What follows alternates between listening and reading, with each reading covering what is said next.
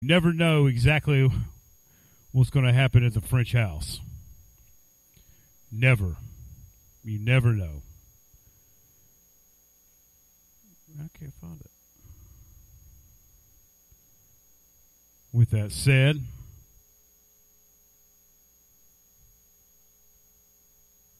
I don't know where it went. With that said, we were hitting around, and Amanda was telling the girls, y'all are drama. The whole house is full of drama.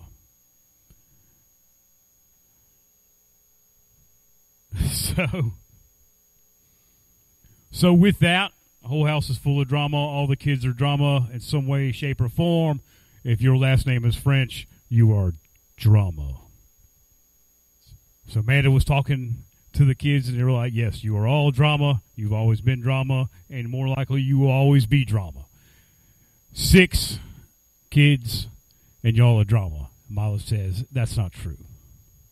She says, you have 8. Yes, Mila, I have 8. She said, they're probably up in heaven causing drama right now. So I was like, man, is that why the Lord fails to talk to me sometimes? I've got your hoodlum children. And they're running amok, causing drama. I said, well, Lord, behold, as I see the French children fall like lightning.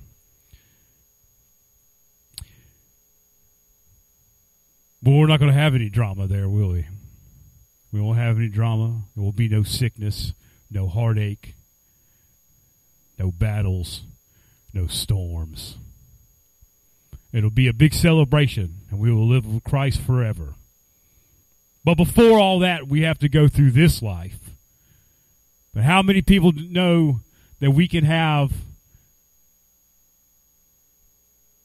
still have Him down here and have a celebration all together? We don't have to wait till we get to heaven. We can have it down here as well. If you're there, say amen. Galatians 5:1 reads, stand fast, therefore, in the liberty wherewith Christ hath made us free, and be not entangled again with the yoke of bondage. I want to talk to you a little while about being free from everything that tries to chain us, about being an unchained people. Let us pray. Father, we love you, Jesus. We give you praise first for everything that you do for us. Lord, touch us in this meeting. Fill us with your Spirit. Move in us, Lord. Everything that is done, we will give you honor, glory, and praise for it. In the mighty name of Jesus, and all that loved him shouted. In our text, Paul is telling the Galatians and us that we have freedom. We are unchained. We are free from this world, free from heartaches, free from storms, free from battles and sicknesses. We are a freed people. No longer living in the perils and sufferings of this world. Now we have to go through some storms, and we have to go through some battles. We are not free from the storms coming or the battles raging, but we are free from them hindering us, free from them chaining us to this world. We are an unchained people, whether we realize it or not. We fight battles and go through storms. That's a part of life. How we respond and let them affect us is a different story. Paul knows all too well the chains that life tries to put on us. Bred for the law, born to be a man of the Torah, born to be the Hebrew of Hebrews, and not to have any dealings with a Gentile nation.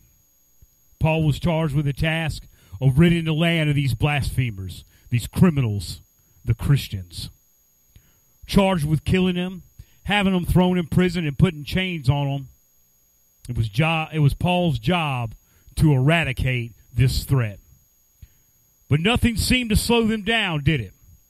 They were an unchained people. When they came out of the upper room, there was nothing that was going to hold them down.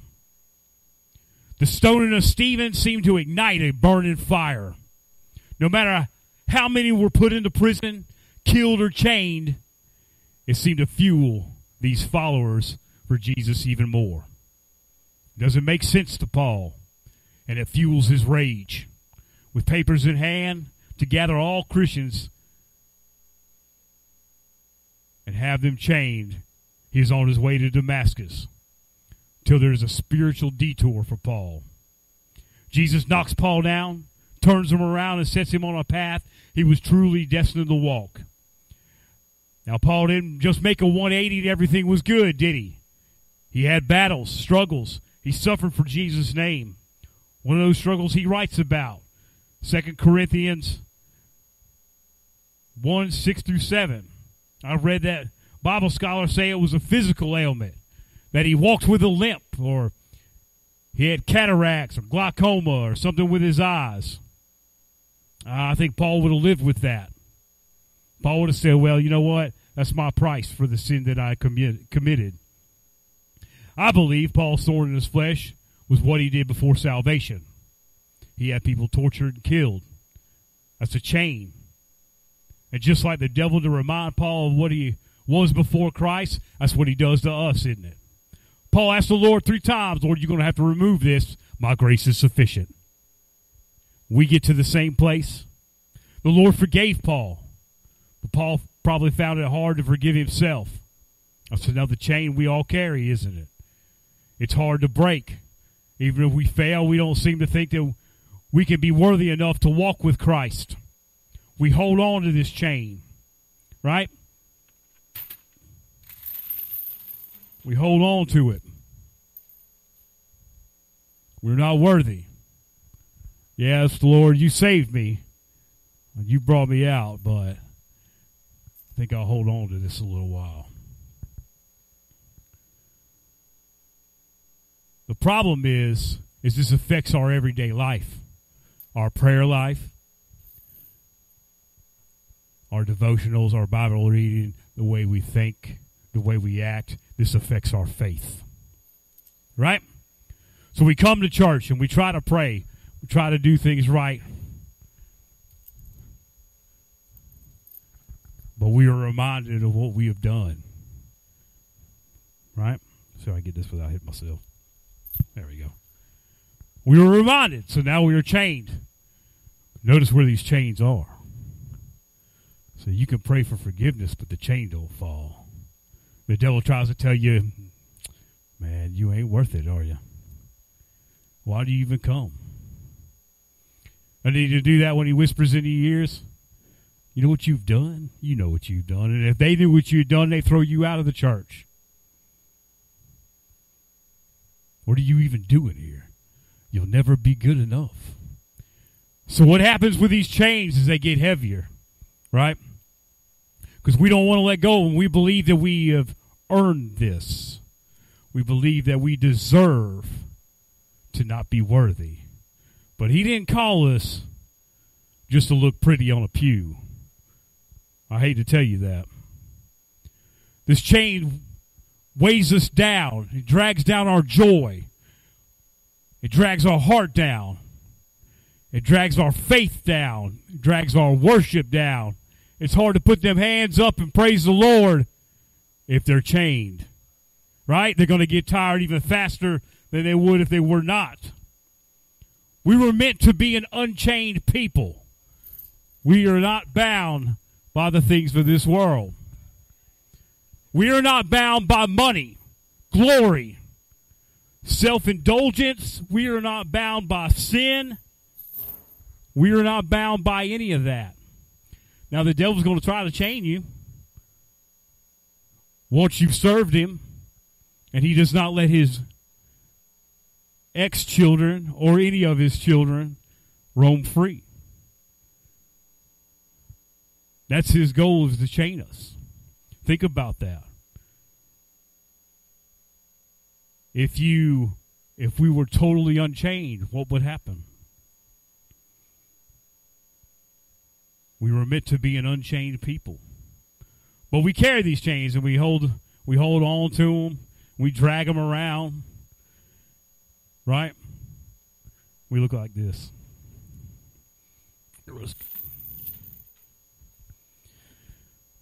I got rid of that chain. The Lord gave me that one. But I still got this one right here. And we come to church and we're like, hey man, how's it going? How you doing? I'm doing all right.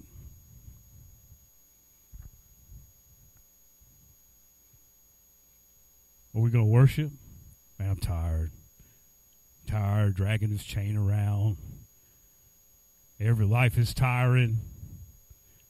I'm tired. Man, get rid of that chain. You don't need it. That's not us.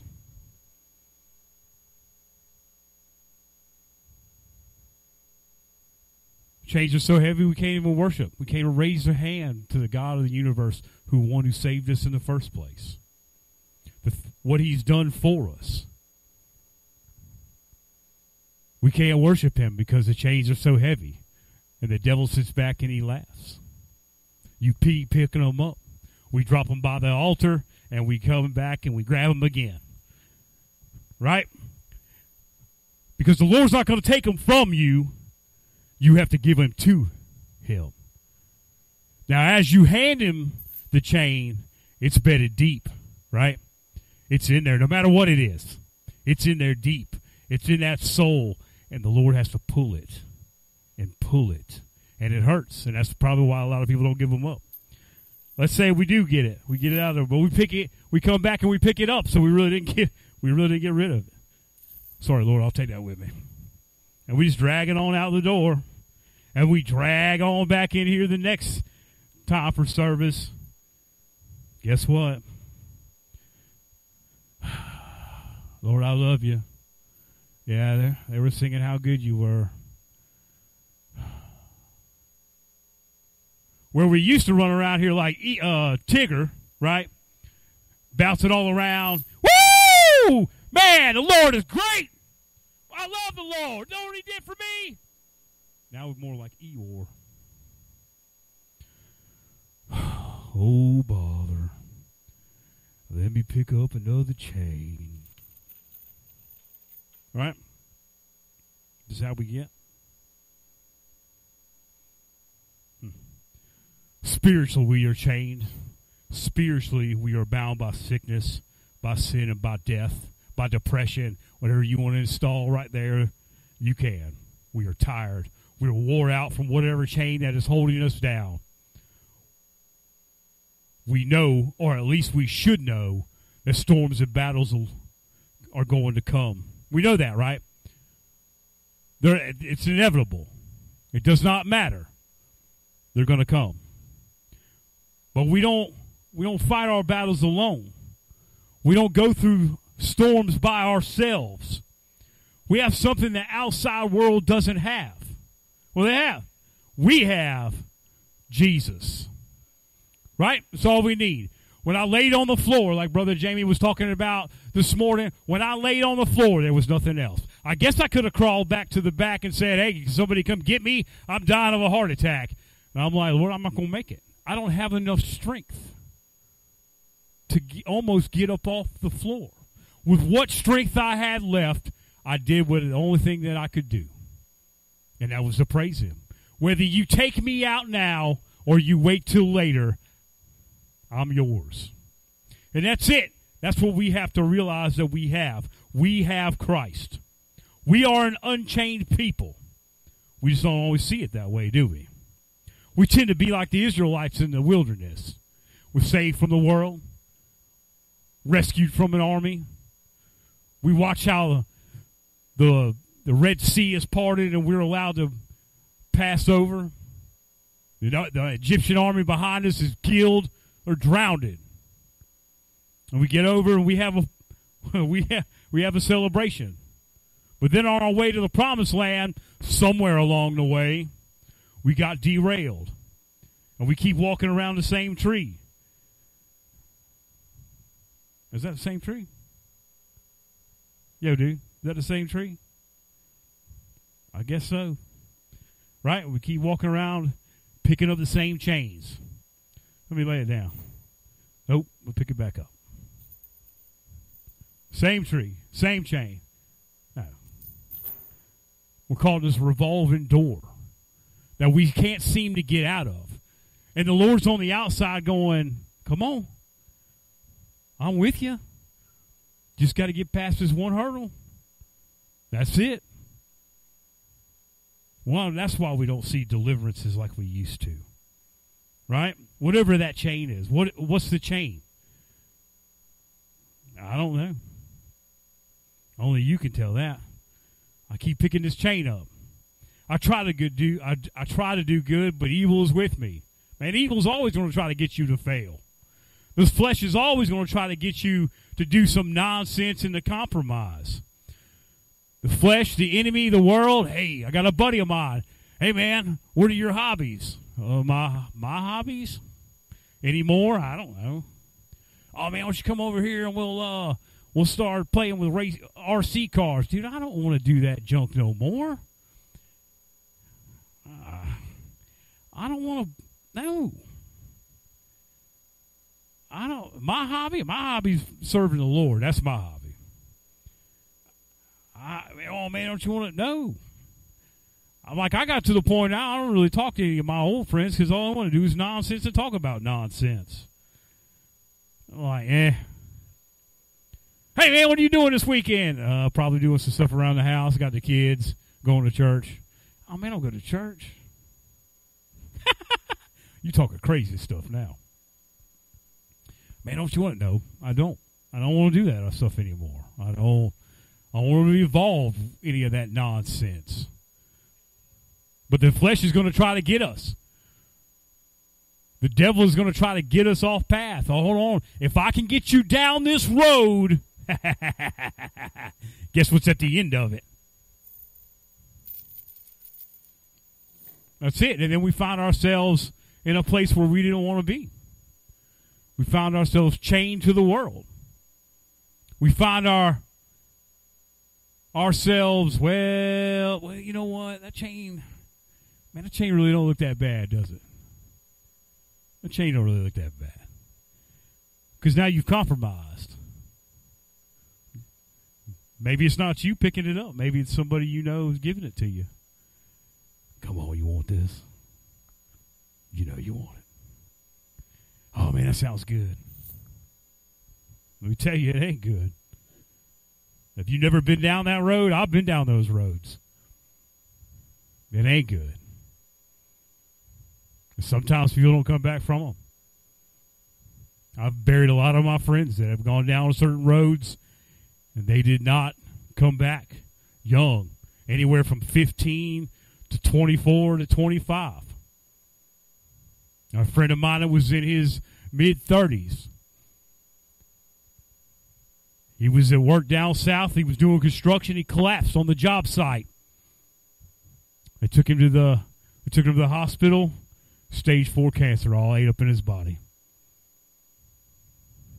Me and him were like brothers. We grew up.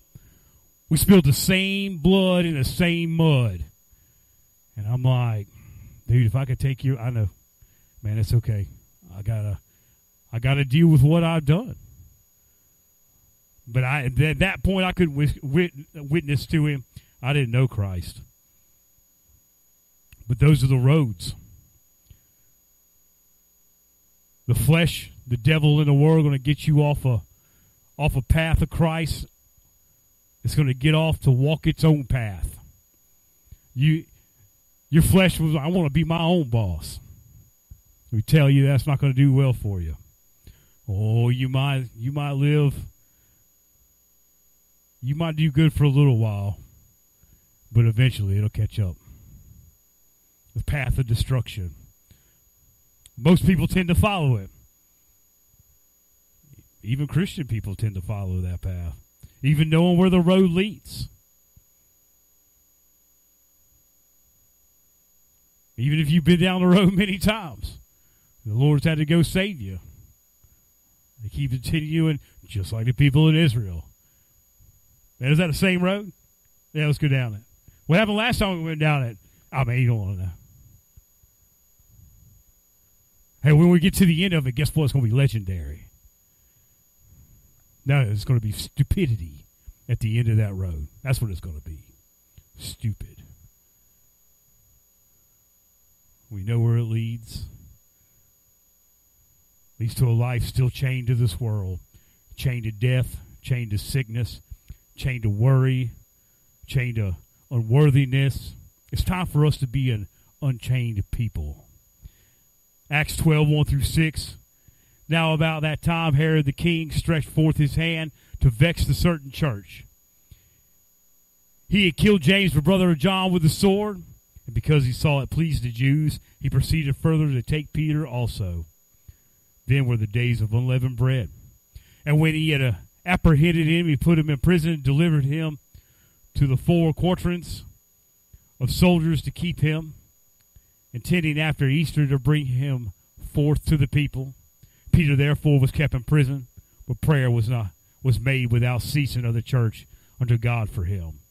And when Herod would have brought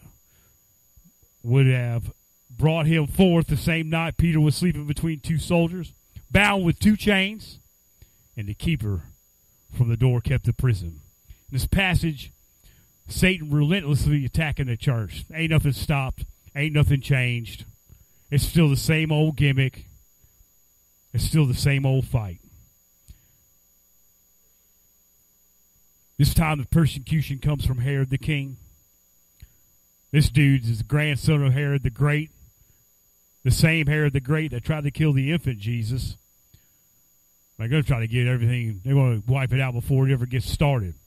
He was appointed king over Judea by the Roman Emperor Claudius, an observer of the law of Moses. I would have to call this dude a people pleaser.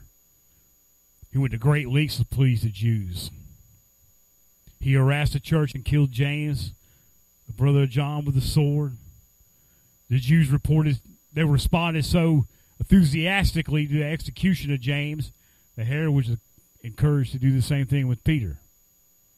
Oh, but Peter's column was pretty great. However, it was then the day of unleavened bread, and executions were not exactly appropriate during religious holidays. Do you find that funny that the Lord made a way to save Peter? Oops. Hold on, it was a religious holiday. Man, why? What is that going to matter? Because the Jews were too busy in their ceremonies to enjoy what the king had done for him. They won't appreciate it because they're too busy in their festivities. So hold on. We're going to wait and hold Peter in jail until it was over. Peter's guarded by 16 soldiers. And we'll make sure he didn't escape. 4 squads of 4. And he was attached between 2 soldiers with chains. We are looking at the beginning stages of the church. And Satan is trying to chain the Lord's kingdom before he can ever get going. We're going to stop it right now. It's the same with us. When we are born, the devil starts to try to attach chains to you. Right? He's trying to keep you down. Trying to keep you away from the kingdom. He's going to attach these chains. Because if you try to go to church, it's going to be, oh man, I can't go. I'm not good enough to go to church. They're never going to accept me. Man, I got all these tattoos. I did all these drugs. Whatever the reason is, that's what most people think, right?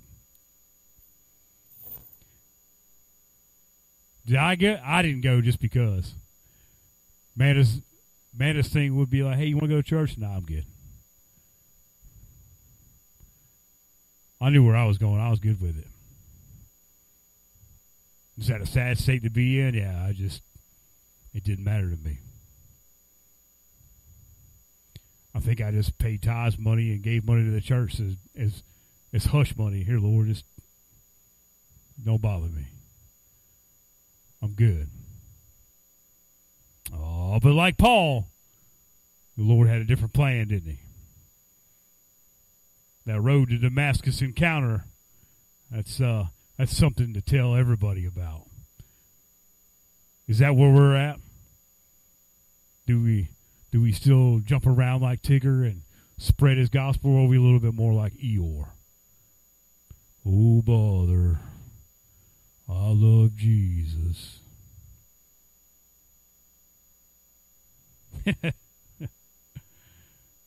It's sad. However, in the day of unleavened bread, executions weren't exactly appropriate, right? So they can't They can't kill Peter. Peter's guarded by all these soldiers.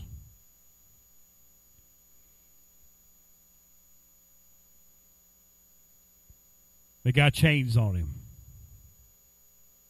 And up until this point, James has been beheaded. Peter's about to suffer the same fate. Chained to 2 soldiers and guarded by 14 more in a cell. The devil's got him right where he wants him, all right? And that's where the devil always thinks, I got you now. Satan has that loudmouth preacher in prison, chained in silence. Woo, the fight is over with. What's Peter doing? Peter's sleeping. He'd already been walking with Christ for 3 years. He already got filled with the Holy Ghost that came out of the upper room. Peter's not worried about it. It's not a nap. He's passed out. I guess he figured, I'm here, might as well catch up on my rest. 7 through 11 in Acts 12 reads, And behold, the angel of the Lord came upon him, that's Peter, and a light shined in the prison. And he smote Peter on the side and raised him up, saying, Arise quickly. And his chains fell off his hands. Wow. Peter's sleeping so hard he didn't see the light. Angel had to hit him to wake him up. All right, dude, you got to get up. Peter! Peter! You guys smack him in the forehead. Man, that's like our house. All right, it's time to get up. Actually, it goes like this. Wakey, wakey, eggs and bakey. Time to wake up. Oh, my God. Yeah, that's not me. I'm still sleeping. That's Manda. So then the girls roll around trying to get out of bed. Well, Mila does. Tegan, not so much.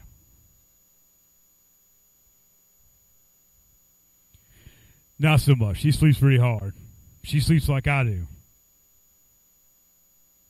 That's how Peter was sleeping. Peter's sleeping so hard, he thinks he's dreaming. The angel tells him, get dressed, put your shoes on, come on, let's go. I must be dreaming. Until he got past the gate and onto the street, he realized that the Lord had delivered him. That's some of us, isn't it? We are so used to these chains, we're in a deep sleep with them. Maybe they're like this. Maybe just drag behind us. Maybe we don't even know they're there. Right? We don't realize that the Lord has removed them because we believe that they are a part of us. And sometimes I think we hold on to them so long that we can't live without them. Right? Is that how it is? Like, I don't want to let go of the Lord because I don't know what I'm going to do. What is the world for me going to look like if I don't have this chain? So at that point now they've become a part of your identity. Ooh. That's sad, isn't it? And so now you think you have to have it. And the Lord said, I'll take that from you if you'll give it to me. But you want to hold on to it. We're like, no, Lord, I'll keep it. I'll keep it. But you can't get to where you're going because you're still holding on to this. This is stopping your destiny. This is stopping your calling. It's stopping your path to the promised land. It's a hindrance. We don't need it. We are to be an unchained people. Step out, and I will take care of you. Well, Lord, where are we going? We don't know where we're going. If we're chained to whatever it is. Like in the case of my job. Now, the first time, I wasn't going to listen to him. I was like, I didn't hear that. La, la, la, la, la, la. The second time, I'm like, I'm pretty sure I heard that loud and clear. I have to give it up. What if I had stayed there? What if I said, I ain't stepping out? Would he have still called me? I think your life would have been a lot different than it is now. Right? Now I look back and I'm like, man, that was so different. The life that I had thought was going to happen or I planned for was not what happened at all. That's like Paul. Paul's going to get rid of all the Christians. Paul's going to be on the Sanhedrin. Paul's going to be somebody. He was right, except for the Sanhedrin. He's going to be somebody. He just didn't know who he was going to be. So Paul gets to where he's going, or he's on the road. He gets smacked down, and the Lord turns him around. Aren't we a hard-headed bunch? How hard is it to come in here and worship the Lord? How hard is that? What has he done for you? I bet if I went all around a room, you could probably write out at least 10 things that the Lord has done for you in the last 3 years. Correct? But we find it hard to praise him. What if the Lord said, I'll heal you, but you got to praise me? Okay, I'll praise you. But the Lord didn't say how long, did he? He didn't say how long that fight was going to be. But about the third praise, this is too much. That's a push-button society. We hold on to these chains for no reason sometimes. The Lord's not going to rip them out. We have to let them go. No matter how bad it hurts, the Lord will be there for the removing. To escape the prison. He will see you through it. The Lord will make a way where there seems to be no way. Lord, I can't overcome this. I can't get around this. This chain won't let me go, Lord. My grace is sufficient. Trust in the Lord with all understanding, right? We don't understand sometimes, and sometimes we probably never will. We have to just realize that he's got it all figured out. And our little pea brains, it ain't going to work out. The devil's not going to let us go without a fight, though, isn't he? He will try to bind us and keep us bound. But remember, no weapon formed against us is going to prosper. Jesus will remove and break every chain if we call on him, so we can run, so we can fly. It's time for us to rise up as an unchained people. 2 Chronicles 7:14 reads, If my people, which are called by my name, shall humble themselves and pray, seek my face, and turn from their wicked ways, then will I hear from heaven, and will forgive their sins, and will heal their land. Our land is dying, no doubt. Our churches are dying. His church is dying. The true church is dying. As we read, Solomon just finished the temple dedication to God. And that was a 15-day celebration. A big old party. But the Lord told Solomon that this is what his temple to be, a place of meditation, of sacrifice and prayer, intercession between God and man. The Lord's promise was that he heard their prayers, because this was a place where his name, his eyes, and his heart would be manifested. Where else is the temple constructed?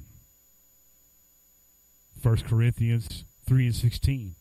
Know ye not ye are the temple of God, and that the Spirit of God dwelleth in you. And the Spirit of God dwells in us, and we are not seeing it moved. We must become an unchained people. How do we do this? Well, the Lord gave some instructions. First, a repentant people are to humble themselves. That is, must refuse stubbornness and pride. That's an issue, isn't it? We want to do things our way. We want to have it our way. This ain't Burger King. It ain't your way right away. That's what I used to tell the kids. Now what I tell the younger three is this do what you want to do land? No, it is not. But the Lord doesn't act like that with us He probably should, but he doesn't. He has grace and mercy. Second, they must pray and afford themselves of the great privilege represented by the temple itself. Third, they are to seek the Lord's face. Seeking God's face means for the people to reject self-seeking, self-reliance. Is to get away from ourselves altogether. It's for us to only seek Him. Lord, what would you have me to do? Do you want me to step out? Lord, do you want me to give it all away? Do you want me to sell it? Lord, what do you want me to do? Fourth, they have to turn from their wicked ways and repent. Scripture indicates that the Lord expects nothing less than a deeply felt rejection of self-reliance, self-truth, and self-seeking. He wants nothing more than a steadfast, unmovable dependence on Him. I think that's why I don't like to go to the doctor. That's what I told the doctor the other day when a man was like, hey, I want you to go to a checkup and he'll check you out. And I'm like, I don't really want to go. I won't spend the money. But I was like, well, you know what? My back's been hurting. I'll go. He's a chiropractor too, so he'll adjust me. Cool, I'll do that. He's also a holistic doctor who goes to church. He's, what did I say he was? Assembly. So he's a pretty cool guy. I'll give him a hard time sometimes. But at the same time, I asked him, I said, isn't this, if I go to the cardiologist because we think I had a heart attack, isn't that a lack of faith? And he said, well, you know, the Lord gives us wisdom to not be stupid. Excuse me, sir, I take that as an insult. I don't want to go to the doctor. And he said, well, if you go and they run the test and everything's cool, then you know the Lord healed you. I don't need them to tell me that. But he's like, you probably do need to go. Oh, let's get this blood work done first. We're ignorant. Technically. We get that way. I want a steadfast, unmovable dependence upon my Lord. Well, what do you want me to do? Lord, do you want me to go and get checked out? I'll go and get checked out if it furthers your testimony. I haven't gone yet, so that's where I'm at. Lord, you paid bills when there's no way our bills could be paid. No way. I've seen him heal stuff in my short span there should have been a scar, not a blemish. Ooh, a little red spot that faded in a couple of hours. That's what I've seen.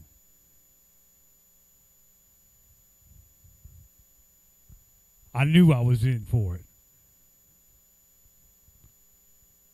I knew I was going to die. But he came down and he showed me mercy. And he said, nope, not today. I still got a work for you to do. That's our Lord. So, we can't praise him for all that he's done. Lord, I love you. And that's where I want to be. I wanted to be dependent on you. You guide my footsteps. But at the same time, I'm going to praise you every step of the way. And that's where we have to get to. An active submission to him. And a determination to do it all. Right? We have to be an unchained people to live for him. People look at me crazy if I tell them I had a heart attack. Then I go to work and I'm like, hey, how was your vacation? Oh, yeah, we did some work. We traveled. I think I had a heart attack. What? Oh, dude, that sounds like a heart attack. Yep. What'd you do? Oh, man, what can I do? It's late at night. I'm laying on the floor. I'm about to die. Man, you should have called 911. It's going to take them an hour to get here. I'm going to be dead anyway. Man, where was your family? They're at the house sleeping. I'm all alone in the church house. There ain't only one thing to do. Do I really know why he did it? I don't know. Why did I have a heart attack now? So I could spread the news and say this is what the Lord will do. If you call upon his name, he'll do the same thing for you. But a lot of times we don't believe it's for us. Right? Although the 4 actions listed are not intended to be steps, but faucets of an active attitude of tangible expression. What does it mean to be unchained? It means to be released from shackles, chains, or restraints. It means to be liberated or free. Are we a freed people? I guess not. Are we a freed people? 3 people would agree that they're free. Everybody else is in chains.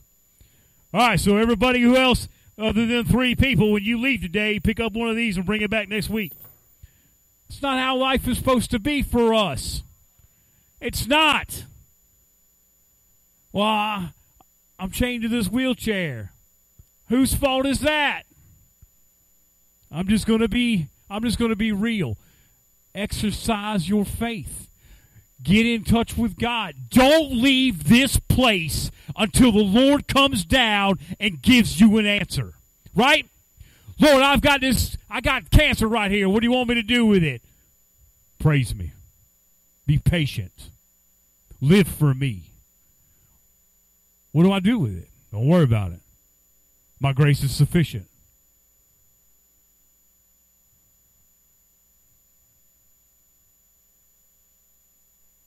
About 3 or 4 days after that whole heart attack thing, I was at the shop. Man, it was hot. It was blistered. It had to have felt like 105. I'm soaking wet.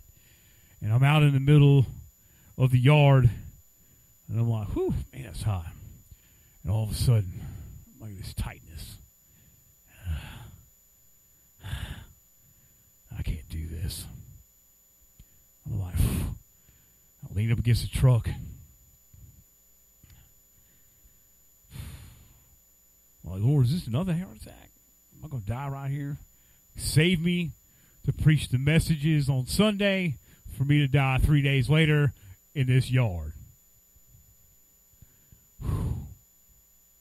Something came over me, though. As this chain starts to wrap around me, right? The devil's trying to get this chain for me to unbelieve, for me not to believe that he healed me, right? As this chain starts to wrap, you know what? I ain't claiming this. You can get yourself out of here. I ain't claiming that. I ain't claiming that. Does it stop the chain from trying to attack? No. The devil's going to try to get you off course. That's just point blank. That's just it. He's going to try to chat some chains. He wants to get you away from. Because think about it. If your faith unlocks somebody else's miracle, well, he don't want you to have faith, does he? No?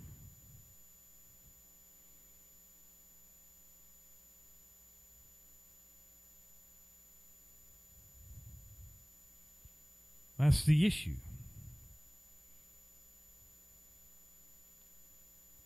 We lack all this faith, and we have faith for different stuff.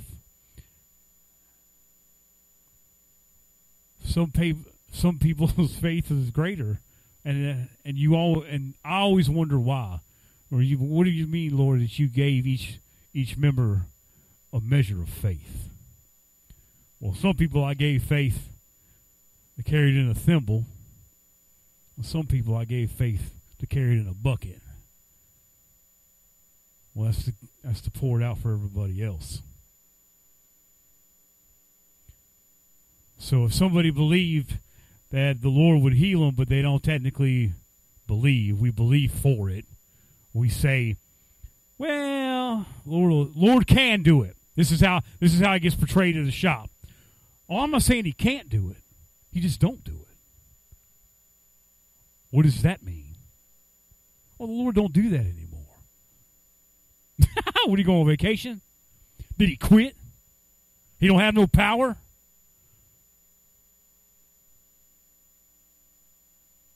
He don't have any power? He lost the... Oh, so when they closed the book on Acts, he lost all his power.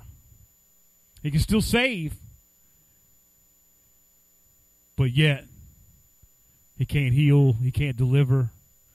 It's not the Lord's problem. It's not the Lord's fault, technically. It's ours. It's a lack of faith. We don't believe. That's where we need to get to.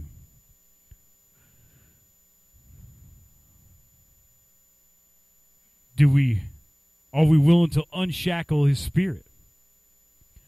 That's what they did in Acts 2. The illustration, well, Acts 2, 1 through 4 illustrates the outpouring of the Spirit on the day of Pentecost, where 120 were mocked and saying they were drunk. These dudes are drunk. Well, Peter stands up. These are not drunk. This is what the prophet Joel talked about. And it shall come to pass in the last days, saith God, I will pour my Spirit out upon all flesh. There you go. And your sons and your daughters, filter warning, please change the filter.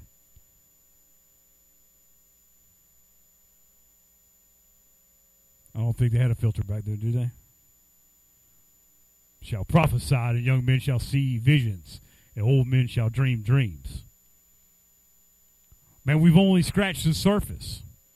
The first Great Awakening in 1730 to 1755 was a series of revivals that swept across Britain and North America. It also swept across the United Kingdom. It led to a bunch of changes in America of their understanding of God and themselves. The second, what they call the Second Great Awakening, 1790 to 1840, occurred in several episodes and over different denominations. Sparking reform, forming of colleges. The Third Great Awakening, 1855 to 1930. Churches grew rapidly in numbers. Out of this came one of the most famous revivals, would have been the Azusa Street Revival. Pentecostal movements were developed all over. The Church of God was born in this time era. Out of these revivals in Tennessee, man, if we were going to see any kind of movement like this, we're going to have to be an unchained people. Not restrained with disobedience or restrained with worldly living or hold it captive with a lack of faith. Here's where we need to get to. Read a story about what they call the Lewis Awakening in 49 and 1952 in Scotland, where Duncan Campbell led a revival that swept over the land. It started with two elderly sisters who were tired of their churches being complacent and dead. They prayed 2 to 3 nights a week till one of them had a vision of the church being filled with young people. Then they go to the local pastor and they say, this is our vision. And he gathers up some men and they would go in at night from 10 o'clock at night, if I remember right, to like 4 or 5 in the morning. That's all they did was pray. All they did was pray and fast.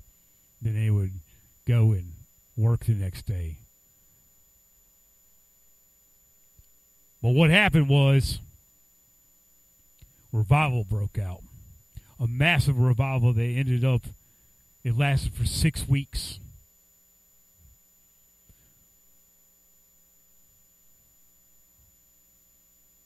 The book that was written, or a pamphlet, or whatever you want to call it, was called When God Stepped Out of Heaven.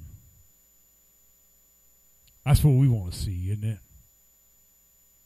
Not just for the miracles. not for the deliverance, but for the souls that are lost out there who have nowhere else to turn.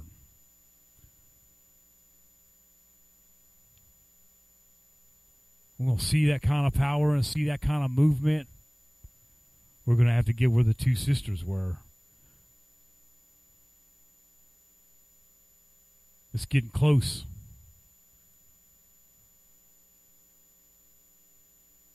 We're about to take a ride on that old gospel ship. And it probably won't be long. If we last 10 to 15 years in the direction that we are going now, I will be severely surprised. But with that said, if we change, can we change the course? I believe that we can. I believe if God was to step out of heaven and onto this land, mighty things would happen. Backsliders would come home. People would be healed. We would see a change like no other. I understand that Bible prophecy has to be fulfilled and all that, but technically it doesn't say when the tribulation will come or when it's coming, and we ain't supposed to know anyway, so what does it matter? We'll know when we say, man, I was doing the laundry, but now I'm in heaven. Well, all right. For right now, though, we got to work. We got to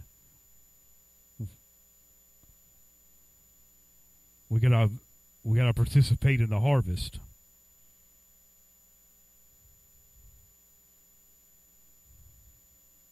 In order for this land and this church to be a part of any of that, we're going to have to heed the instructions of the Lord, which are, if my people called by my name shall humble themselves and pray, seek my face and turn from their wicked ways, then only will I hear from heaven and forgive their sins and heal their land. That's God's promise. If we obey his instructions, he will rain his spirit upon all flesh. The church is where we come to get rejuvenated. This is where we come to get our marching orders. This is where we come to wage war and win the lost. This is where we come to meet with Christ and get refreshed. Anybody else been tired? Anybody else been wore out? Right? Why do we come to church? So we can see Jesus. Because what does he say? Where two or more are gathered in my name, there will I be also. Does that mean that he wasn't with me when I was laying on the floor? Absolutely not. He was still here. He's everywhere.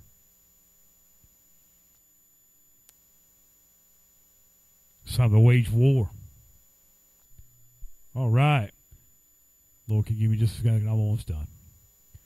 Not to wait for the lost to find us.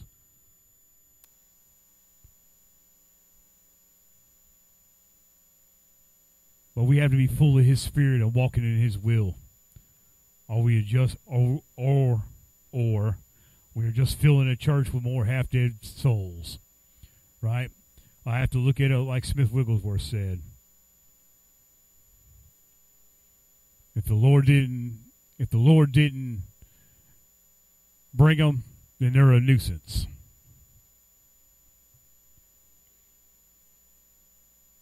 The Lord is waiting on us. I'm closing. I don't know what you're going to do.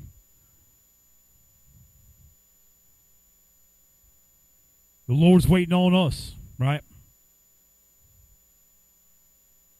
He wants a fellowship with us. He wants to talk with us. He wants to be a part of our lives. We should worship him. Not a fly-by talk, not a text message, a relationship with the one who created the universe. We tend to be too busy to converse with the Lord, don't we? You have not because you ask not. I find this illustration funny. I really wasn't in my message, and I didn't intend for it to be, but I was working. We did some stuff around the house. We built the girls some stuff. I ended up mowing the grass, but before all that, I'm getting everything ready. And Amanda says, "Hey, have you seen Hayden's car washing stuff?" And I'm like, "Why?" "Well, he's looking all over for it. He can't find it." Well, he didn't ask me about it. Here's the illustration. We come to church because we're both in the same house, but he never asked me about it. Legitly, never came to me and said, hey, Dad, where's my stuff at? Or, hey, can I get this? Or can you take away this chain?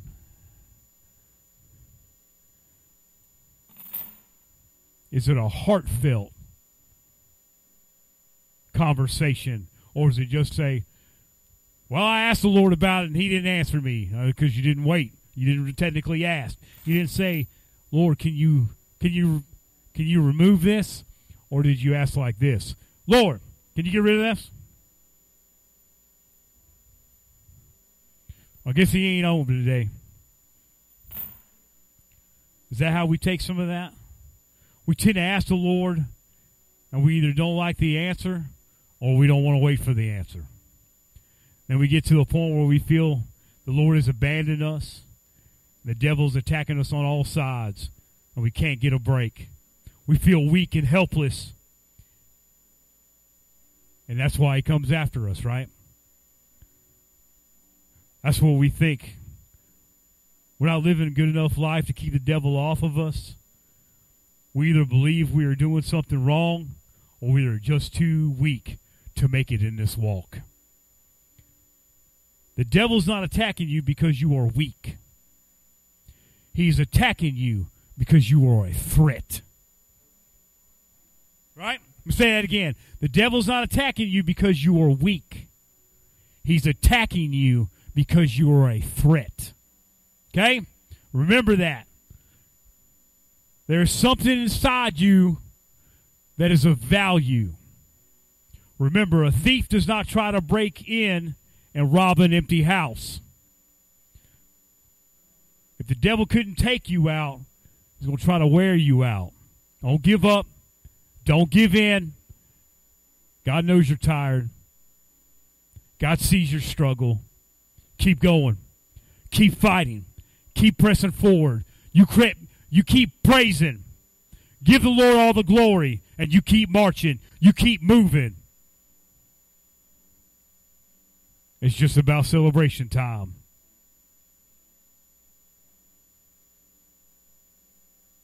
There will always be some kind of conflict. Always. You can either A, cry in the storm, or you can dance in the rain. The choice is yours.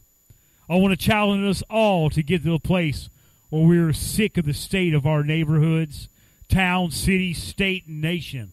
I want to challenge us to pray as our godly forefathers did, to get to a place where we want nothing else but God's Spirit unshackled, to see souls saved, people healed, miracles to happen, to say to the world, God is real, and he is in this place. Oh, you don't believe that? We believe that. And if you show up to church, we'll show you. The Lord will come down in this building. He is here. We'll show you because we're an unchained people.